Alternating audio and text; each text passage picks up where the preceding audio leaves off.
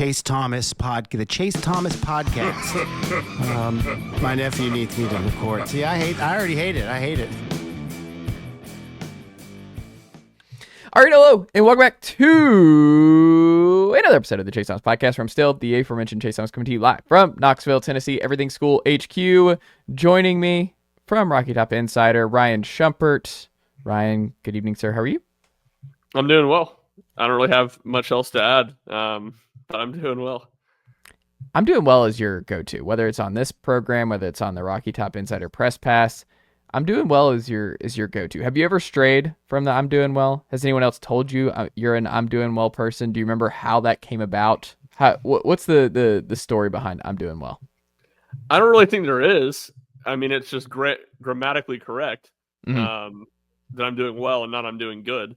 So I guess that's why I say it. And when I'm not doing well, I'm not going to come bring my bullcrap problems over to whatever podcast I'm doing and be like, no, I'm not doing well. So, always go to doing well. It's always great when you have some sort of little bit, or, if Jack's here, I can rib him out Trevor Lawrence not being good or something, something like that's always great. But nothing came to mind as you were introing the pod. So just went with I'm doing well. Let's get into it. That's the story. The Red Solo Cup. He's ready for podcasting. Like, nothing says it's time to do a pod like a Red Solo Cup here on a Monday night, as I'm taping the Hawks game against the Kings tonight, I think. So they got it on the docket here. But yeah, big weekend of Tennessee sports. Ryan Schumpert. We have to talk first about Georgia. And look, we've had 48 hours now. We've both written extensively about what we saw and where we're at coming out of this game, when we're not looking at Georgia threads about the Tennessee Volunteers that are driving us both crazy. They're only driving me crazy because Chase is sending them to me, and they're really not driving me crazy. I just think they're inaccurate takes. They're just so inaccurate. They're aggressively inaccurate, which is the problem. The aggressive inaccuracies really grind my gears here on this Monday night, 48 hours after Georgia beat Tennessee for the 8th straight time in this series. Ryan, I don't know. I think someone on the pod, someone commented on the Matt Green show from today, YouTube channel, was like, based on how Chase is talking, it sounds like Tennessee won the game on Saturday. But I mean, I really am just not. It was not a doom and gloom. It did not feel the same way the previous 3 iterations of Tennessee Georgia went in the Heupel Kirby series. This is a team that's not lost at home since 2019. This is a team that has the longest home win streak in FBS. This is a team that was coming off a loss where they got really just embarrassed on a national stage on the road in Oxford. Like, this was always going to be a hard game. You were 10.5-point road dogs. Like, it was a tough situation for Tennessee to go and win. And look, going up 10-0, 17-7 at the half. Like, I thought Tennessee 17 at the half. Yeah, and I thought Tennessee. Look, I think Tennessee did not play great in the second half. Obviously, shut out in back-to-back games in the second half against the Dogs. But I think they haven't caught Georgia, but I do think they're gaining on them. I think you saw where Tennessee has made up some ground. I talked about it on the panel with Homefield and TPL on Friday, was just Tennessee is kind of built like Georgia used to be built, with the trenches. Like, the only thing that really, I guess, troubled me coming out of it, and I want to get your perspective, is that Tennessee didn't. I think the fact that Tennessee did not win either sides of the trenches really surprised me, because I thought either Tennessee would win on the offensive line, because I thought Lance Hurd and company were playing better. I thought Tennessee had really cleaned up some stuff on the offensive line. I think Georgia had the kind of guys that scared you in years prior, like the Jordan Davises, the Jalen Carters of the world on this defensive line. And I thought Tennessee would have time, and I thought Nico would be okay there. And then I also thought, like, look, Ole Miss leads the SEC in sacks. They were never going to match what Ole Miss did the week prior to Carson Beck. But I think if you had told me that this Tennessee defensive line wouldn't hit Carson Beck once in 40 dropbacks, I would have been like, there's just no way. I don't know even how that's possible. And that's what happened. Like, I think the only thing that was, I guess, for me troubling is that Tennessee really struggled in the trenches. And I thought this was their best chance to really go toe to toe and be pretty even in the trenches against Georgia in the series. Largely agree with what you said, and I think maybe my conclusions or my feel from it is maybe a little bit different. I'll start with the offensive line, which I think I came on here and said last week I thought was a major miscalculation on your part. That Tennessee's offensive line was going to be fine in this game, or what they'd done in pass protection against Georgia or against Kentucky and Mississippi State was really going to matter. Yes, Georgia's defensive line isn't as elite as it's been, but since they've gotten healthy, it's still been really good and one of the best in the SEC up there with Tennessee and Ole Miss. Now, on the reverse of that, positive the way Tennessee ran the football in this game, and a lot of that was Dylan Sampson being elite. But at the same time, Peyton Lewis ran the ball well when he was in less stacked boxes. I did think that was a positive.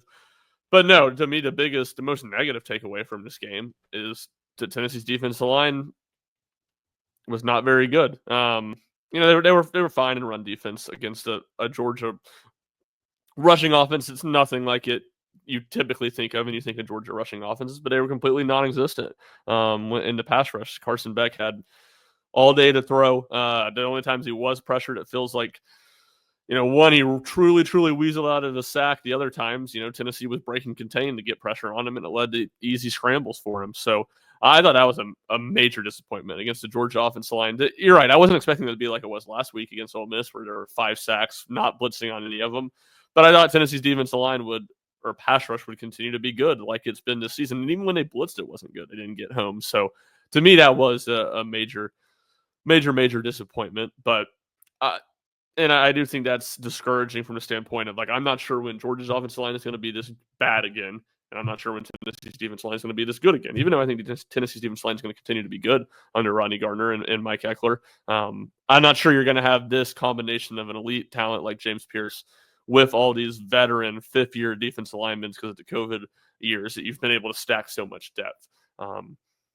Your overall take on, kind of being positive about it or maybe less doom and gloom more than positivity, I think it's completely fair. I mean, I had some people text me after the game and something to the extent of Josh Heupel has a real Georgia problem. And I think that's fair, but it's what I responded, I said, yeah, and anybody who doesn't have an A on their chest, a red A on their chest, has a real Georgia problem. I mean, Lane Kiffin's the only one that's beat them in the last 6 years. It's not the head coach at Alabama or whatever it is. Maybe it's not quite that long.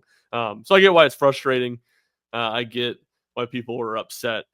But as a whole, besides Tennessee's defense playing worse than I expected, this game didn't really go a whole lot differently than I anticipated.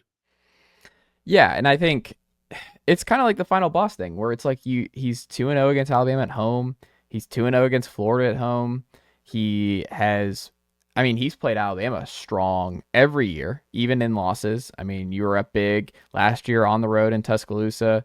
You played Alabama hard your first year going into the fourth quarter, undermanned. He has flipped the script in a lot of ways. He has a 71% win percentage, one of the best right now, all time among active Tennessee coaches who've coached at least 40 games. Heupel, he's raised the floor so much that now we're at the point where we're nitpicking the ceiling. You know what I mean? And it's we're in year 4, and I just think you just look around the sport right now. It's pretty stable, and I understand it's frustrating because you thought this was the year you could maybe get Georgia, and you wonder, you talk about whether or not this was their best shot against Georgia. The thing I would push back on, I guess, not even just for you, but for fans who are feeling doom and gloom about this, of we missed our shot, we have no idea what Georgia's going to look like next year. This is now a year-to-year sport where Jaden Rashada or Gunnar Stockton could be bad. You're going from you saw that Carson Beck has had his ups and downs, but Georgia could guess wrong at quarterback next year.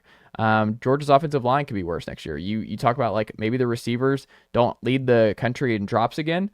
Well, what if they hit the portal again strong because they have a strong freshman class coming in with Tywin Taylor, CJ Wiley and company, but they're not going to play a bunch of freshmen. They're not playing they're Nitro Tuggle got in a little bit last night, but it's Saturday night, but that's about it. They're not playing for those freshman receivers. Maybe they play a little bit, but I don't think you're going to see a heavy dose of that.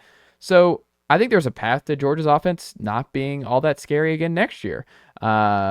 But we'll see. But it's a year-to-year thing, and you look at the Tennessee side of things, I think you're right about the defensive line. I think there will probably be a drop-off, but I also, you just signed a 5-star in Jordan Ross. We'll see what he looks like next year. Caleb Herring, number 1 player in the state of Tennessee off the edge. We'll see what he looks like with more snaps. Joshua Josephs could very well come back next year. Bryson Eason can come back. So we'll see if that seems like that's something that's still potentially up in the air. We'll see if you close on Isaiah Campbell, top 55 strong side defensive end out of the state of North Carolina.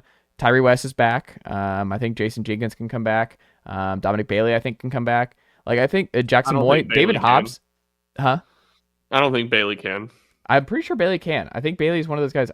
I looked this up. I think Bailey does have one more if he wants to. I'm pretty certain he has a COVID year. He can come back. I could be wrong. David Hobbs, he can, I think he is getting better and better. I think he's gonna be really good on the interior.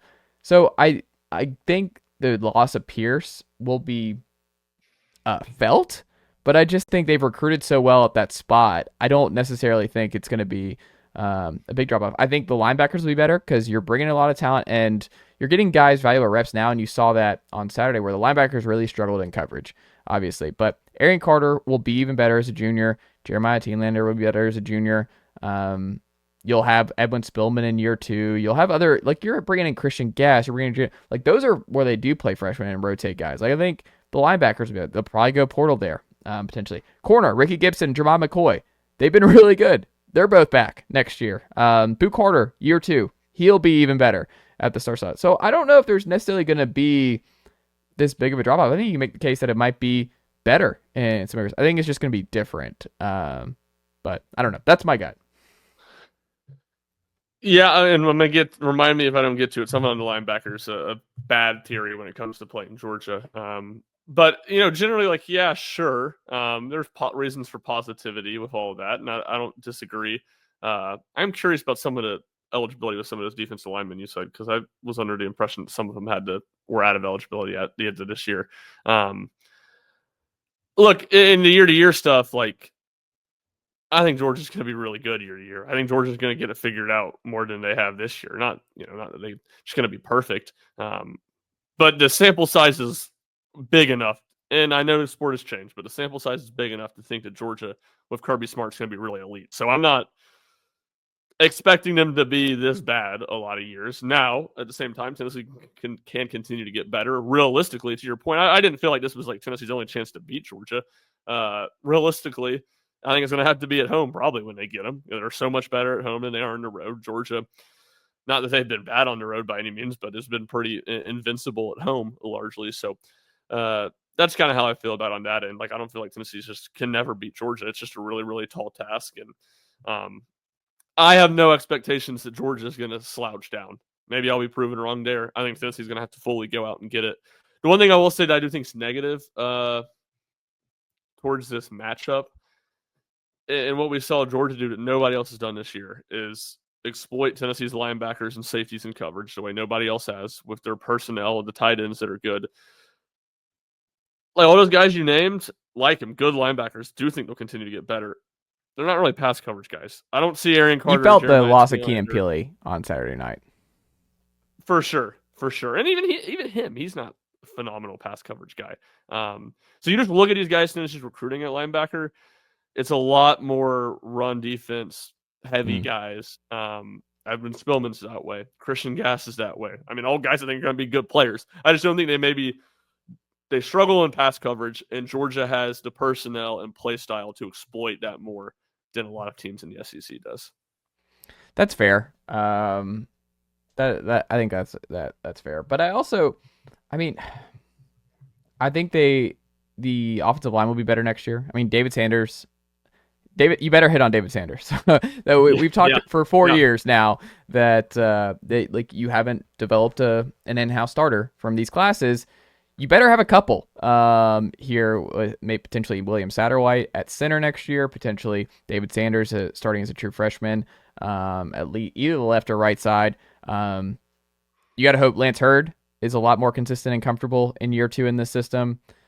because there's a lot of potential there with Hurd and Sanders as your tackles. I mean, Bennett Warren will be in year 2. Maybe he factors in to that. He's a big time 4-star prospect who we haven't seen much of this year. Like there was a lot of buzz on Jesse Perry, obviously, this spring and summer, so maybe he factors in as well. But I think the offensive line, my gut is, will be better. It's just going to be different, but it better. And we'll see what David Sanders looks like. But that's a reason to be excited. I think the biggest takeaway for me coming out of Tennessee, Georgia is, and this is where the game I think ultimately was won for Georgia. Georgia had 6 guys who had 20-plus yard catches in this game. Tennessee had 0. I said all week when people were really zoning in on if Nico was going to be available, and I thought Nico played a good game, and I thought Nico showed a lot in this game. Like I talked about, I think in our group chat of like, and I've written about it. Like when he had a clean pocket, he was good. Most quarterbacks are pretty good when they have a clean pocket. Carson Beck was dicing up Tennessee when he had a clean pocket. We've seen what Carson Beck looks like when he doesn't have a clean pocket this season. He threw a lot of picks, SEC leading interceptions total coming into this game. Nico hasn't thrown a pick since the first half of the Alabama game, and he had a fumble late. But outside of that, Nico's played pretty mistake-free ball. There wasn't anything called down the field. This was not an offense that opened it up. So I think when people are looking at like the lack of explosion, what concerns me the most is like, I don't know enough behind the scenes or what goes into just the game plan of like, okay, is like, it's a chicken and the egg situation. Like, is the lack of downfield vertical passing an issue with the offensive line? Is it an issue with what the defense is? Because we've heard for a while like the 3-3-5 set that NC State did 2 months ago, and like, oh, that was something that they're have to do. Sometimes they're going to go 12 personnel. That's just kind of how Tennessee's going to have to play some defensive alignments. But you didn't think that was going to be the theme for the rest of the season. But Miles Kitselman was your leading receiver on Saturday night against Georgia, which, look, that's not... Miles Kitselman's been good for you this year. That was a great portal under the radar signing, but you can't... it's hard to beat Georgia when Miles Kitselman is your leading receiver. That probably means you didn't have a good day in this hypo style offense. That means things probably did not go well for you throwing the football. I just look at it where going into next year, because you're bringing in Travis Smith, you're bringing in Joakim Dodson, you're bringing in Radarius Jackson, Mike Matthews will be in year 2, Braylon Staley will be in year 2.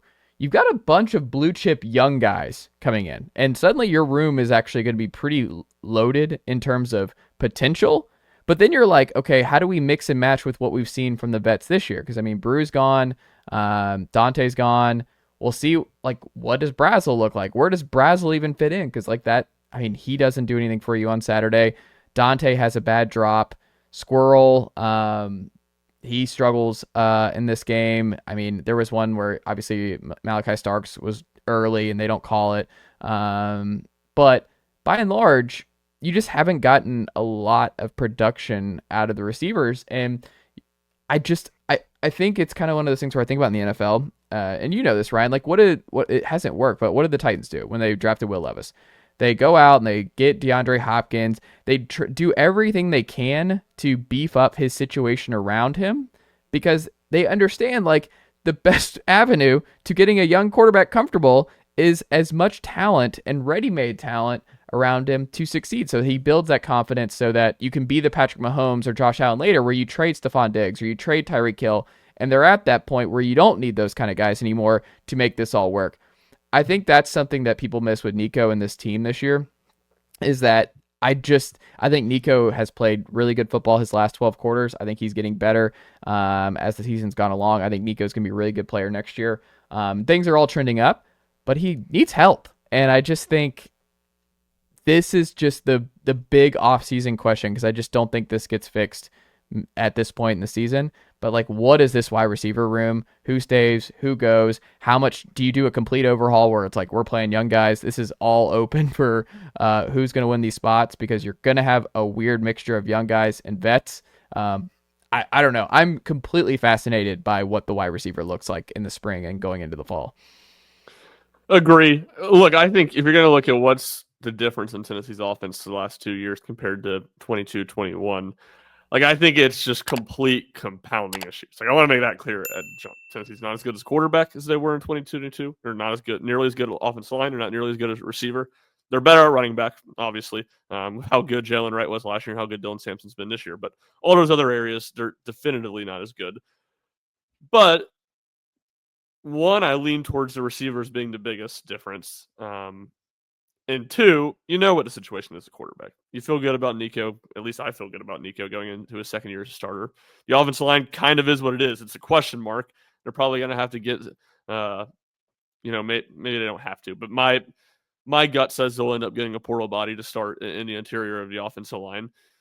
Receivers, the one that's just fascinating. It's just what do you do? Because you have most of these guys, obviously Brew and Thornton are out of eligibility. Everybody else could come back, and I'm just not really sure what it looks like. And look, they invested a lot in Chris Brazzell last year, and that has been, to this point, a massive, massive failure. I mean, he has been in a massive disappointment. So I don't know. I sell a little bit of what you're saying about like the young receivers, at least the freshmen. Well, I'll separate that. The sophomores, like Mike Matthews, needs to be really good for him. Everybody does clamor for a lot of Mike Matthews, and he doesn't. Not that he plays a ton, but when he's been on the field, he hasn't done a whole lot that makes me think, oh, you really need to be playing Mike Matthews more. Braylon Staley is certainly, seems talented, so we'll see. And those guys will get better. For next year, I don't have any sort of expectation that the freshman class is going to do anything. Travis Smith's a nice recruit, and Radarius Jackson and Joakim Dotson might be good players too, but Jackson's like the 290th player in the country, and Dotson's a 3-star, like acting like they're going to come in and change. I think Dotson got bumped up to 4. Okay. 2 low 4 stars and like a fringe top 100 kid. Acting Smith like those guys feels like the most like potentially like Travis Smith's a good player, man. I would not be surprised if Travis Smith finds his way onto the field. You sat here a year ago and told me there's no way they could keep Mike Matthews off the field. And I still will maintain that based on the results this year, that Mike Matthews... He's out here getting very little separation, it seems like. Or look, I don't know. There's a lot of issues at receiver, and the point you made in the group chat a couple weeks ago, like none of the other receivers are playing well, so play him to keep him happy and for his development. Like, I think that's fine, but he's done nothing to enhance Tennessee's offense this season. Well, my point was in the group chat was like the guys in front, the vets aren't making the difference. Like, there's no harm in giving the young guys, the super talented young guys, opportunities to look at Chris Brazzell, who we were talking about here. I mean, 1 reception against Georgia for 6 yards, against Mississippi State, 2 for 17, 2 for 11 against Kentucky, 2 for 27 against Alabama, 3 for 49, his best game in SEC play against Florida. Arkansas, 2 for 21. Oklahoma, 1 reception for 0 yards. There's a lot of snaps in there, and it's just one of those where you look at the snaps and you're like, I don't know, I just don't understand why you're not if you're gonna bring that's part of the deal when you bring in a lot of super talented kids. I understand not just throwing them to the wolves, but I also just look at it in terms of what's the production looking like ahead of them, and if at a certain point, no, why not? That's all completely fair. I don't disagree with that logic. But for the context of our conversation of Travis Smith's going to come in here and Tennessee's receiving core, he's going to help Tennessee's receiving core get back to what it was next season. Mike Matthews isn't doing that. Sure, Mike Matthews, maybe you should play him because by default, all these guys ahead of him are not playing well. Sure, but in the context of the conversation of how does Tennessee's receiving core get back to what it was doing in 21, get back to what it was doing in 22. If in any sort of way you're banking or thinking Travis Smith's going to come in and make some huge difference in that, it's not really banking. It's just you got to hit on some of these guys. That's my thing. It's if you're going to, you got to develop Mike Matthews and Braylon Staley. Yeah, that's what you have to do. Those guys, not freshmen. You need the guys that those big recruits when they've been here for a couple years to be good. You need them not to be like Chaz Nimrod and Caleb Webb, who I think Nimrod's maybe a 3-star, but Webb was a 4-star, or Nathan Laycock, who you forget exists if you until you go see him on the sideline or something. You need that when those guys are 4-stars, when they're juniors, you need those guys to be impact makers. Squirrel White, who has seemingly not gotten any better from his freshman season to junior year. You need those guys to be better. And look, Squirrel's been battling, been injured this year some too. But you're right. Your point is right, but it's not right by they need to come in and just play an impact right away. they need to develop and be difference makers by the time they're at least juniors, if not second-year guys. Well, and I also think like this is not something that you're seeing as a problem on the defensive line. Like this is not something you're seeing as a problem really at running back. Like Deshaun Bishop comes in. Definitely not running back. They've identified running back very well. Yep. They know who to target. And they've been good there. They've earned the benefit of the doubt. I think they've earned the benefit of the doubt in the portal in terms of tight end. I think they've done really well identifying who fits this offense and who fits what Heupel's trying to do. Kitselman and McAllen Castles, Hold Stays, those are all huge hits for this staff and all been really good. I think linebacker, still like Arian Carter, big win. Keenan Pili, big win, obviously in the portal, but Jeremiah Taylor is going to be a solid player. I think Edwin Spillman is going to be a solid player. Like you've rotated well there. At safety, and star like Boo Carter, good. I mean that was something almost too obvious where it's like you just knew Boo Carter was gonna be good. Boo Carter was gonna be good at Tennessee, but still happened, and you identified well there. We'll see with guys like Idris Farouk and John Slaughter, but Ricky Gibson, like Willie Martinez, gets a lot of crap from Tennessee fans. He's done well identifying, especially like another one. Kamal Haddon, he identified well. He developed well. Gabe Judy Lawley was really good for Tennessee last year. He's on the Titans right now. He's been good. Jermod McCoy, maybe the best portal addition this cycle. Willie Martinez has developed him, and he's become one of the best corners in the SEC. Like we said, Ricky and him been good. Jalen McMurray has been solid in the slot. So I'm just looking around where it's like there's not, like, it feels like we're nitpicking in a way, but this is a part of Tennessee getting over the hump, and part of the reason I think Tennessee is kind of, it feels like, I think Brent Hubbs talked about this, where it just feels like the passing game is hard right now, and it's felt like that all season, is because you haven't really solved the development on the offensive line and at wide receiver. Like that's the issue this year, is like the offensive line has not been good enough for Nico. Nico was getting blasted in this game, taking a lot of hits. Nico has been under fire for the majority of SEC play. Still getting better, like we said. Nico, I think, is going to be fine.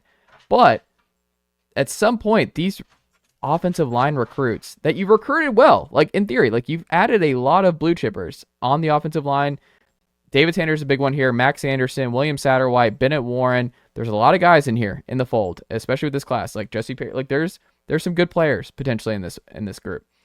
But at receiver, like it's one thing to bring in Mike Matthews and Braylon Staley, and like you said, Nathan Leacock, who was a big time recruit coming out of North Carolina, and still has not been on campus very long. He hasn't played at all. Like you said, Caleb Webb, 4-star out of McEachern. Like at some point, some of these guys have to start hitting, or there are going to be these problems on offense, and it's going to be these glaring issues at receiver and on the offensive line, because unfortunately, like those two rooms have not developed well internally, and it's just showing up all season long. Is that fair? 100%, 100% fair. And it's been different because I think the offensive line, everybody talks about it. It's been a lot more noticeable. And you say they recruited well, and they really have recruited well the last two classes. Before that, it was like, they recruited fine. It wasn't like the offensive line's the ultimate development position where, for the most part, you're not only elite talents you're expecting to come in and play early. That's why David Sanders is so unique. Yes. So it's like now the issues are showing up more because the classes that weren't very good recruiting wise, and look, they had a couple busts in there too. Addison Nichols obviously ends up transferring to Arkansas. He was a big recruit. You're kind of feeling it now. So I do think that's fair. The thing though to me the receivers is that it's like it hasn't been as noticeable because it feels like they've been fine, and it's like, or guys that have been fine as underclassmen when they've played and even had some somewhat sizable roles. But when they become upperclassmen, when they needed to be the guy, no one's taken that next step forward. Combined with the fact that you've had some portal guys that have brought excitement, like Thornton.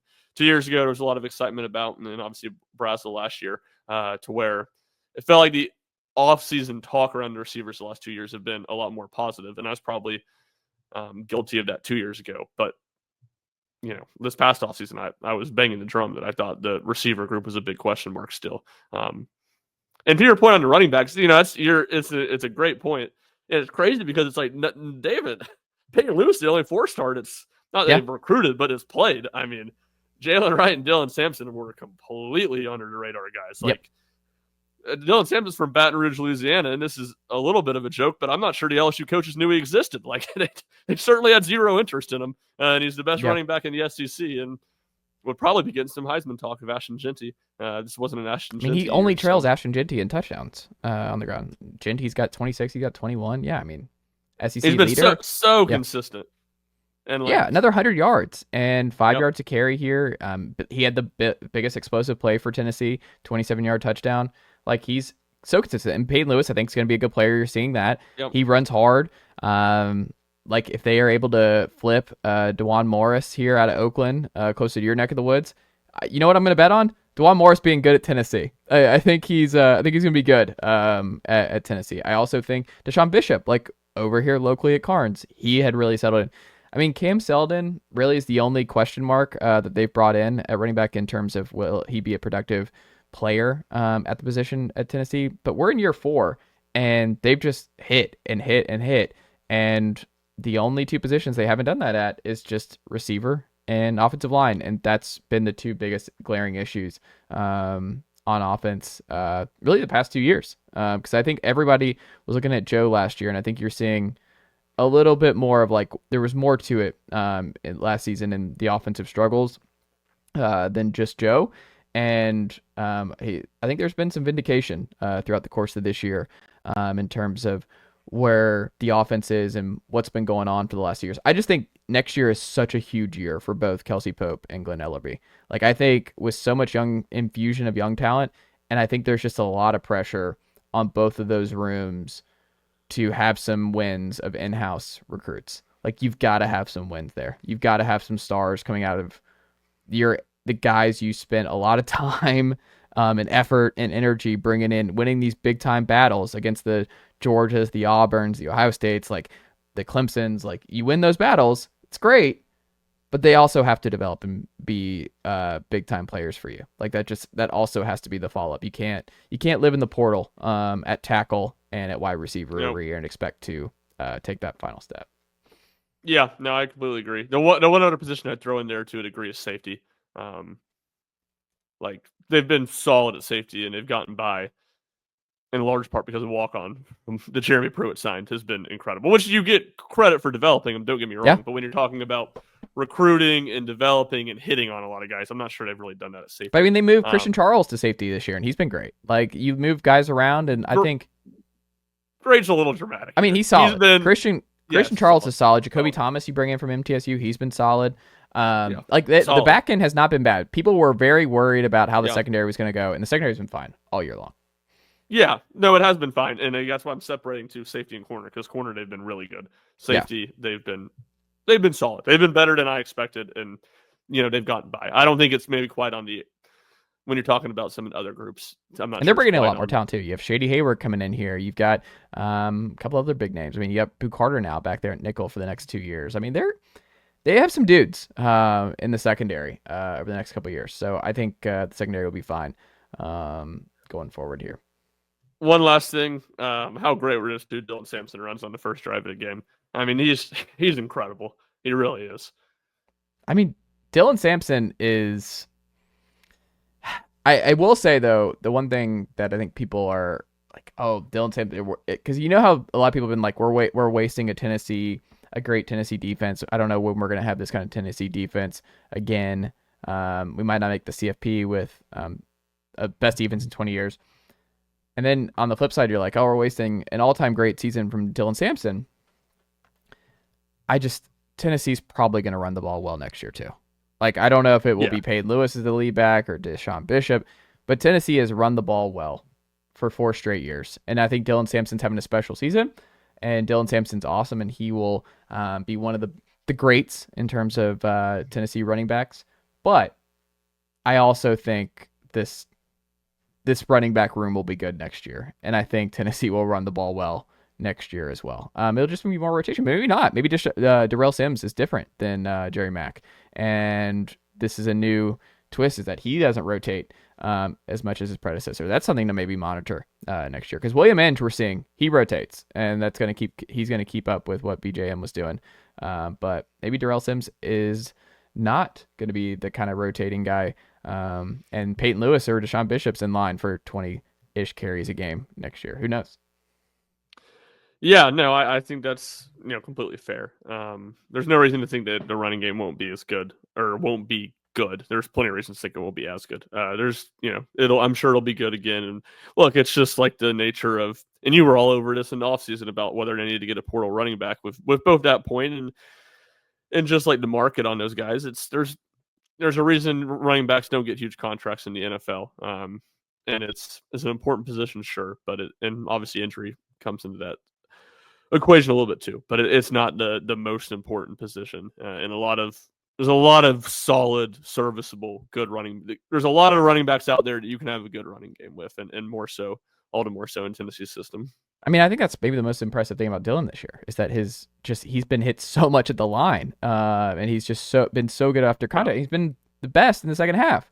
I think that's what I remember most about Dylan Sampson's special season is that he's gotten better as the game's gone on. Like, he's such a great second half back where he's getting hit a bunch in the first half and he's maybe not having the first half that he wants.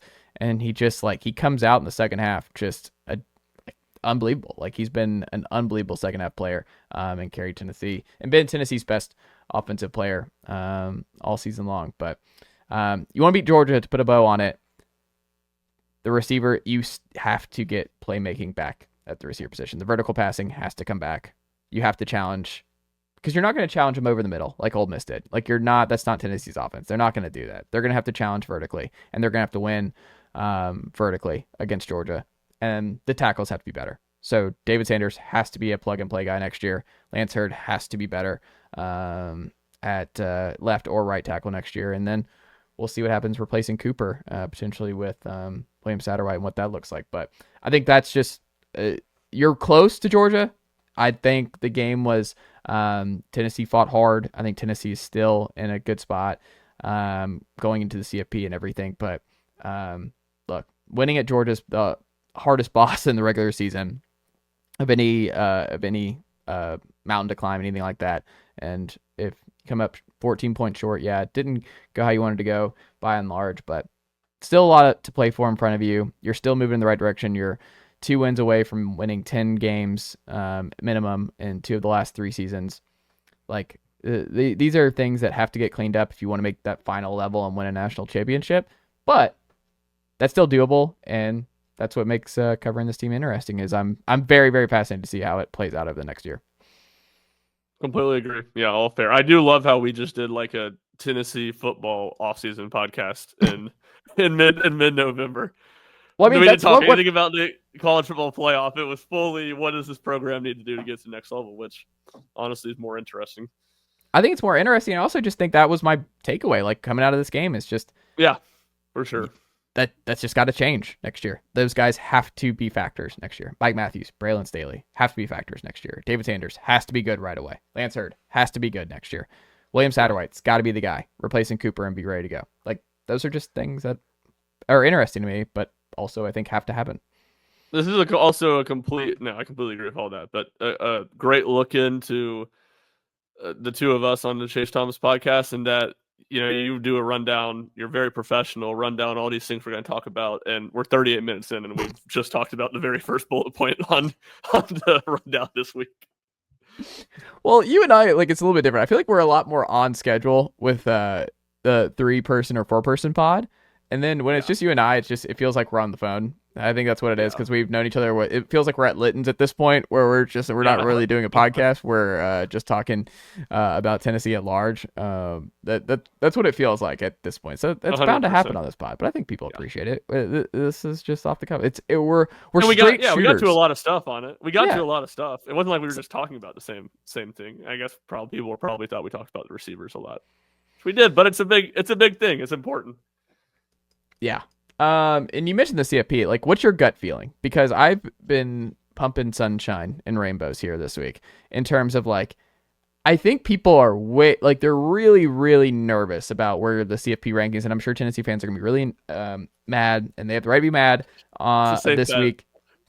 But not a lot has to happen for Tennessee to make the CFP. Things are still really good for them. They have 65%, I think, CFP odds on ESPN's Football Power Index. Higher than Ole Miss right now. All they need, really, potentially, is one of Alabama, Ole Miss, Georgia, and Texas to lose one game over the next 2 weeks. And if you've seen anything in this college football season, like that's very doable. Ole Miss could lose at Florida this weekend, and then you're in if you just take care of business the next 2 weeks. Like Tennessee really doesn't need all that much help potentially, and really nice schedule to close here. Vanderbilt's limping into the final few weeks of the season. UTEP is awful. Like I just think Tennessee's in a really good spot. So I think a lot of people were like, oh, the playoffs over, this, that, and the other. There was a lot of doom and gloom on Rocky Top here on Monday, especially on Sunday, Ryan. But I don't know. Right now, I don't know if you agree with me, but right now I think Tennessee's going to make the playoff. Like I just think the road's still pretty nice for them. If you made me, if over 50% under, I would slightly go over. But if everything goes as chalk, I don't think they get in. And there's a couple things you said that I disagree with. Georgia loses in the SEC championship game. That's not going to push Georgia. They could lose to Tech. Tech's played them well the last 2 years. It's in play. Chase, it's not in play. I hate to tell you, buddy. Georgia Tech winning in Athens is absolutely. That's actually where they're more likely to win. They haven't won at home in the 21st century. When they've beaten Georgia, it's been in Athens. Okay, I don't care. They're not beating Georgia. No respect for Haynes King. Brent Key, you know what he loves doing? Good playing stuff. Above his head. He's beaten Miami back-to-back years. What more do you want from him? I don't want any. I have no doubt in the Jackets. Awesome. Yes, I am. We just got done talking about how hard it is to beat Georgia and win at Georgia. It's by that frame that I say. But Buster Faulkner, he knows Kirby well. He was the former OC. He knows what Kirby's up to. He knows. He was the QB coach at Georgia. He knows Mike Bobo. Let me more accurately do the thing that you said. They need either Ole Miss to lose or Alabama to lose or Notre Dame to lose. You got to throw Texas in. That's the other one I don't agree with you on. They have 0 ranked wins. They don't have a better. Like they should not get in over. Agree. Yes, that statement, completely agree. Texas should not get in over Tennessee at 10-2. But I'm here to tell you right now that they're going to get in at 10-2 over Tennessee, and they might put A&M in over Tennessee at 10-2 too. So go for the Longhorns in that game. I would actually agree with A&M getting in over Tennessee at that point because A&M's done more than Texas at this point. Yeah, no, I mean A&M would be way more fair at 10-2 to put in over Tennessee than Texas. But the Texas stuff has driven me nuts. I've been banging this drum the last 2 weeks. The Texas stuff is all like preseason. We think they're the best team in the country. So even they struggle at Arkansas. They struggle really through the entire season. Don't play anybody. Get crushed by Georgia at home. They lost worse to Georgia than Tennessee did at home. Yeah. Like the one thing I would disagree with you there. Tennessee's better than Texas right now. I don't know. In a neutral side, I'm taking Tennessee. I'm not sure about that. I don't think it's crazy. It's preseason combined with, besides the Arkansas game, they've beaten the bad teams they've played pretty handedly. Mm-hmm. So it's they haven't, besides Arkansas, they haven't struggled with their schedule. They haven't played anybody, but they haven't struggled. So I mean, I'm completely with you. It would be a joke for Texas to get in over Tennessee, a 10-2 Texas, but it's going to happen. And look, the committee has no parameters. They have no guidelines. They have no backbone. They go solely off of vibes and what they want to do. And the vibes around Texas are still high.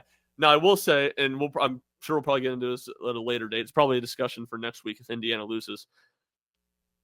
I can give Texas some forgiveness. Texas tried to play at Michigan. They played at Michigan. That was supposed to be a hard game. You expect that to be a hard game.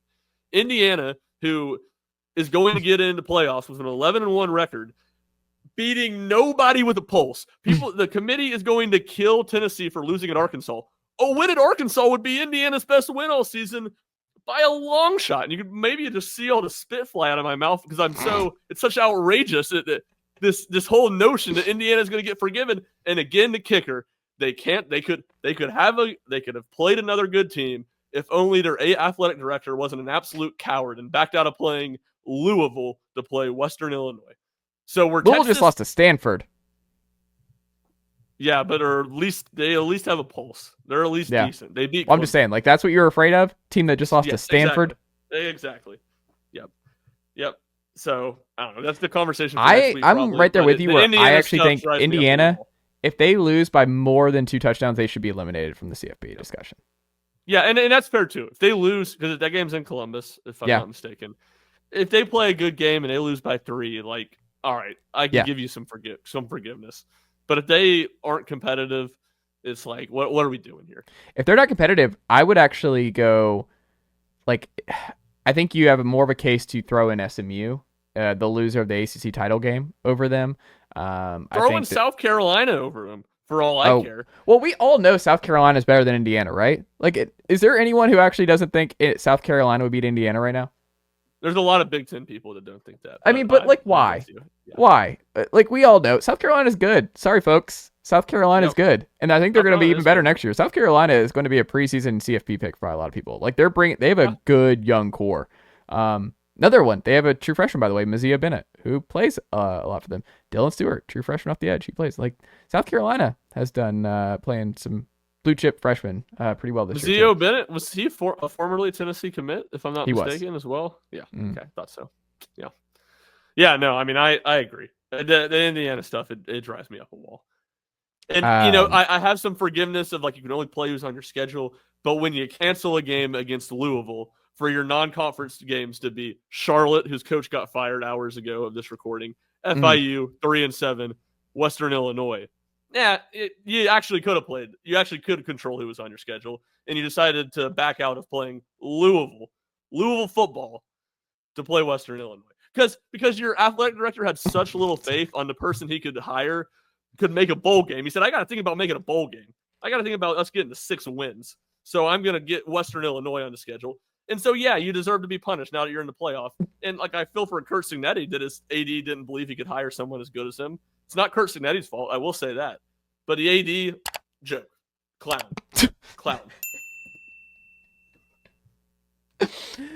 Oh, my God. That was great.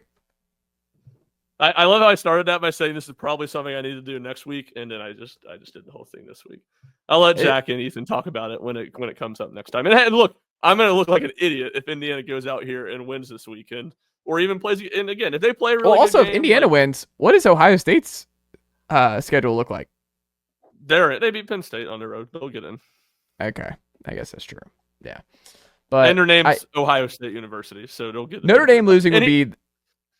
I don't even know. Like, people have said, and I thought about this too. Of like, if Notre Dame loses to USC or Army, like, does that eliminate them? I mean, the NIU loss should have eliminated them potentially anyway at home. Like, that's just bad. But I don't know if that would actually eliminate them. I think there are going to be people on that committee that want Notre Dame in no matter what if they have 2 losses. Like, I just think that there is a TV component, and my conspiracy hat is Notre Dame is a lock to me because I think even if they have 2 losses, I think they're gonna get put in. Notre Dame has the sweetest deal in college football right now because they get to do their own schedule, the whole network stuff, and they don't have to play in a conference title game, and they have a lot of cachet already nationally. They have a high floor.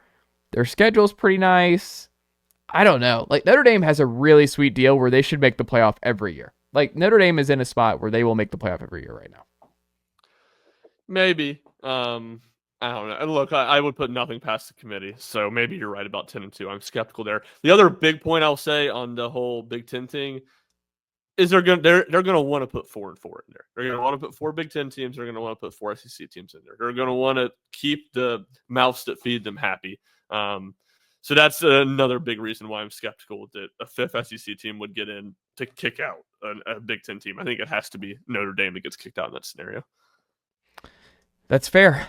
Let's pivot to basketball as we wrap up here tonight, Ryan. So week 2, Tennessee 4-0. At this point, they really aren't going to get challenged again for a while. When do you think is the next challenging game on their schedule where they're actually going to get pushed? How far out are we?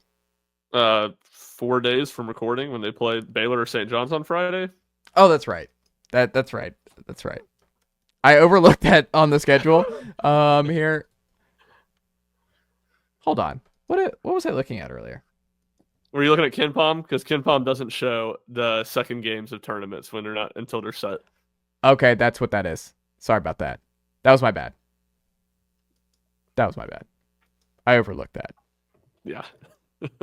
I'm a little confused. Yeah. Tough break. But you know what? I'm it happens. It happens. Yeah, it happens.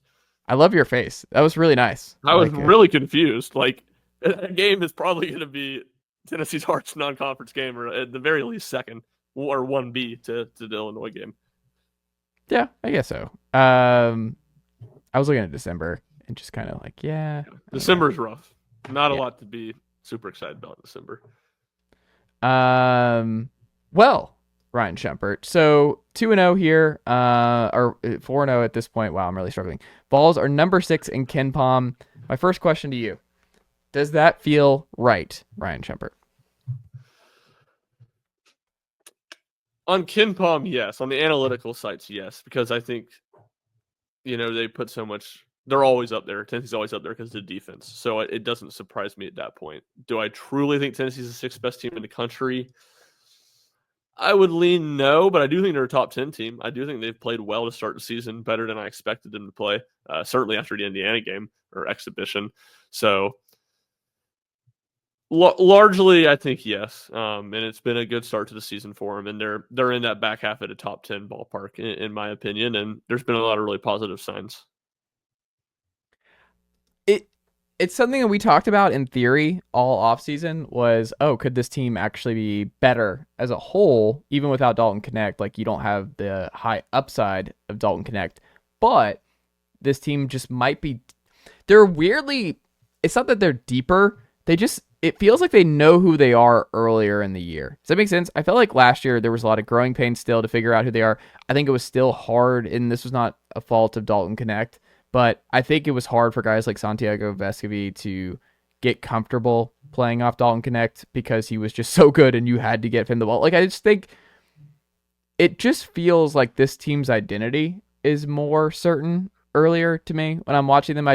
They feel comfortable early. I think the rotations feel pretty comfortable early. There are obviously some surprise rotation guys. Like, we'll see where Bishop Oswell factors in. Like, Cade Phillips has obviously exceeded all expectations. He's made a big leap for them. I mean, 4 offensive rebounds, 5 defensive rebounds. Like, he just fights hard. Like, Cade Phillips is just going to be a really good player for Tennessee for a long time. Cam Carr is playing more. Cam Carr played better this week. We'll see what that trajectory looks like. Jordan Gainey obviously making the leap. We talk about that, but I don't know. It just feels like to me this is a very balanced, veteran-heavy team again. But I think 6 feels about right. Like, I think somewhere in that 6 to 10 range, does feel right when I'm watching them. The eye test to me I think Tennessee is going to be a better overall team than they were a year ago. That's what it looks like to me. I mean, they're going to be more well-rounded, for sure. I mean, Dalton was just so good that I think he, did. Even though just because you're more well-rounded most of the time, 9 times out of 10, that means you're a better team. Dalton was so good that it might be that 10th time that they're still not a better team than they were last year, even though they are more well-rounded and have more options and can maybe play a little bit more cohesively. So, it's, to me, there's just an element of wanting to see them play in more meaningful games, play against better opponents, especially because to me, the most encouraging sign at this point in the season is how good their 2-point offense has been. I thought that was a big question mark to me. They're shooting 67% from 2 right now. That's 5th in the country. I mean, that's just outstanding. So, how does that look against more good opponents? Because obviously the rim protection against Austin Peay, against Montana, against Gardner-Webb, that's one of the biggest drop-offs from what you're going to see against other opponents to that opponent. And it was good in the Louisville game too. So I don't think it's just like some complete fluke, but that's still kind of what I want to see. I think they got a lot of exciting pieces offensively. And obviously a point guard I think is going to be really good at gluing everybody together. And I think in a lot of ways when you're trying to build some cohesiveness, having your best player being a true pass-first point guard maybe makes some of those growing pains smaller early in the season as you try to figure that out. But certainly a really exciting start to the year. And look, Tennessee's top 20. They're 16 right now in Ken Palm adjusted offensive efficiency. They're top 20. They're going to be a really good team. And they're going to be competing at the top of the SEC and have a good chance to make a deep run in March again. I mean, you're starting 5, all older, all upperclassmen. Jemai and Jordan have obviously shot the ball well starting out. I think Jordan, I just can't say enough good things about Jordan Gainey to this point. I think Jordan, and that kind of like goes back to the Chaz Lanier thing where he has games where I don't think he's going to be on. I think he's going to be I think he's going to be very streaky, at least early on, but it just doesn't matter because, like you said, Zakai is so good at getting the ball where it needs to go. But you might have Igor, who has it going like he did this week, and Igor will be extremely efficient for you. You might have Cam Carr come in for a burst. We'll see what that looks like. Jordan Gainey obviously is going to, I think, score a lot for this team. But I think that combination of Gainey and Lanier, I think it's going to be good. I think you're going to get really solid guard play. And then the Bishop Boswell thing. The reason we talked about it in the offseason where I'm like, he's obviously a very different player than Freddie DeLeon from a year ago. But he just looks like a guy that Rick Barnes loves. Like, there's just something about Bishop Boswell. Like, I understand you play Zakai a lot, but Bishop Boswell just has the makeup, and you watch him, and you're like, he's just a Rick Barnes guy. Like, Bishop 100%. Boswell's going to play. Like, I get it with him. Yeah, well, yes and maybe. 100% a Rick Barnes guy. The maybe, and I think he's going to have all the opportunities in the world to get, just like Freddie did last year, to get the backup point guard minutes. And I just think he'll do better with those moments. I tend to agree too. His makeup's better. His approach is better. I still think he's got a lot of growing to do offensively. I still think he's very unpolished handling. But he might not have to do that in year one. Like, Barnes may not want it. Like, just say, we need you to play defense for a little bit. We're not going to throw you the ball. Like, we're just going to, like, we need you to do something to help. For him to earn a consistent game in, game out role, I think he does. Not that he has to score a bunch, but he needs to be able to handle the ball and not turn it over. Which is, maybe he'll be able to do. Comparison for you. I don't know if comparison is the right word. Analogy, I don't know. Bishop Boswell is guard version of Cade Phillips. Tough player, helpful, selfless player. Yeah, probably not the highest ceiling, but in the career, very high floor. Not super polished offensively, really good defender, comes in, with a real good makeup, does a lot of the little things well, like really good fit in Tennessee's program, takes coaching well. Like I think I could see him like next year having a very much Cade Phillips like jump where he's just a good player and then just not that he's ever going to be maybe an all SEC guy, but he's going to be a guy that's a consistent contributor in Tennessee's program for multiple years and a really valuable piece. And you need guys like that. Like, you need a nice mixture. And I just feel like this group has a really nice mixture. But you've been all in on Igor. What did you see from Igor? What did he have? 20? Did he get to 20? I think he got 20, right? I think he had 23, I believe. 23, yeah. I think it was 18 against Montana, 23 against Austin. And none of them were threes, right? Like, no, I don't think he... Not against Austin P. He had 2 or 3 threes against Montana. Okay. I do think what happened in the Austin P game is a little bit unsustainable because Austin P runs this trap defense, really aggressive. So I think that led to Tennessee getting more kind of breakout opportunities or 2-on-1s at the basket or just even a Ohio Valley center under the basket and a guy like Igor Milic driving. But what I saw from him this week is what I saw all offseason that it was so high on. That is a guy that shoots the ball really well, handles the ball pretty solid to where, all right, maybe he's not athletic enough you're going to put him in an isolation situation. He's going to blow by a guy. But when the defense starts moving and people are closing out on him, plenty athletic enough to pump fake, which he's got an awesome pump fake, and then drive. And then at the basket, I mean, he's 6'11" with pretty long arms. And the way he moves, like he just gives you a lot of opportunities to be a pretty good finisher when you're that size, just because you can be creative and score at a lot of different angles. And that's what we saw this week, especially in the Montana game where he hit a couple shots early on. Montana was closing out hard on him, pump fake, drive by, get to the basket, and finish through contact, finish with someone at the rim. I think he's going to be really good at doing that. And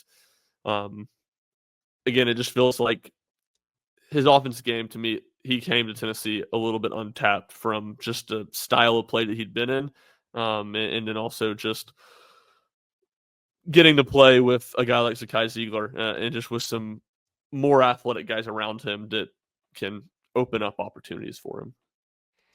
He's going to be good, man. And I like the diversity of this team. Like, it's just a lot of guys do very different things. No one else does what Felix Akpar does. No one else does what Igor Milic does. No one else does what Cade Phillips does. No one else does what Zakai does. No one else does what Jemai does, for sure. No one else does what JP Estrella does when he's available. I mean, that's kind of the elephant in the room, though, I guess, is like, because you lose Akpara, or you lose Tobe, and you lose Jonas Adu this offseason. One of the things we talked about was like, you're just thin. It doesn't mean it's going to be an issue, because I think you have enough to still be really good and get to where you want to go, but you can't really have some real injury problems, especially to Akpara. Like, Akpara cannot be someone that you don't have healthy the majority of the year. Estrella with the foot stuff, like, I don't know how much of a concern is that in terms of what Tennessee can ultimately be and how this affects Tennessee over the next month or so. I think it's definitely no doubt concern over the next month. I think it's a concern over the course of the season. And then again, it's just not a cut and dry situation. It's not something that it's like, all right, you sit out a month, you're going to be fine. It's just going to be fine at that point. There's just nothing conclusive about it, and it's drawn on for so long at this point. It has to be worrisome. Now, I think good. I'll go good and bad. And the bad is real bad because it's already definitive. Good, I think most of the time you're going to be fine still, as long as everybody else stays healthy. Because I think Cade Phillips in most games is going to be fine playing the 5 spot. Now, I think there are some teams that he's going to struggle at the 5 spot. He's just not big enough. I got the Auburn game on in the background right now as we record. It's a Janai Broom. Like, Cade Phillips can't be having to guard Janai Broom for 10 minutes a game. Like, that's going to be a problem. But most of the time, I think it's going to be fine. Certainly, JP does something offensively that Tennessee's other centers don't do, which I think is a big loss. But that ties me into my other negative. I think the fact he's had to deal with this since at least July, like, I think that's the big loss. Like, he hasn't had an offseason to develop and to potentially take that leap and fully unleash all his offensive abilities. So while they still lose something, even with this version of JP, they still lose something offensively with him not out there. I don't think JP was going to potentially take that second-year jump that you would have hoped after the last season ended, because this injury's been such a lingering thing for him all offseason. And he hasn't been able to do anything, but he just hasn't been able to get the same number of reps that he would have otherwise. And I hate it for him, man. Like, he's obviously a great kid and great for you just want him to be healthy, man. And he has such a high ceiling that you want to see him with consistent minutes and see what it looks like. You just want to see him get more opportunities. And fingers crossed for JP in that things work out injury wise here over the next month, and he can be a frequent contributor down the stretch, because Tennessee's going to need him. JP and Tennessee's going to need him not just this year, but down the line, and to get this foot stuff cleared up. Yeah, 100%. It's just unfortunate. It's unfortunate that the whole situation, obviously anytime there's an injury, it's unfortunate, but this one just feels particularly frustrating because it just feels like there's no definitives around it at this point, and it's been lingering for so long that it just doesn't feel like there's anything they can completely do to get it right now. And I think that uncertainty, I'm sure, has a ton of frustration for him and the entire Tennessee staff and obviously Tennessee fans as well. Ryan Schumpert, what can the good folks check out from you and the team over at RockyTopInsider.com this week? Yeah, I mean, obviously the normal stuff, football, but UTEP week, a lot of it I'm sure will be looking at the college football playoff poll on Tuesday and kind of assessing where Tennessee stands. I know I'm going to have a piece later in the week, probably multiple, kind of looking at one scenarios. And then I think from this part of the year out, I'll probably do a rooting guide on Friday, just looking at some of the games the weekend that Tennessee needs to break their way. So a little bit of that, not going to the Bahamas, unfortunately, for the Baha Mar tournament, but we'll be sitting on my couch in Knoxville watching those games and writing about those games. So we'll have content there and continuous Tennessee basketball coverage in addition to football as November marches on. I love it. Ryan Schumpert, always a pleasure, and I will talk to you next week. Nicely done, nephew. The Chase Thomas Podcast. Hell yeah.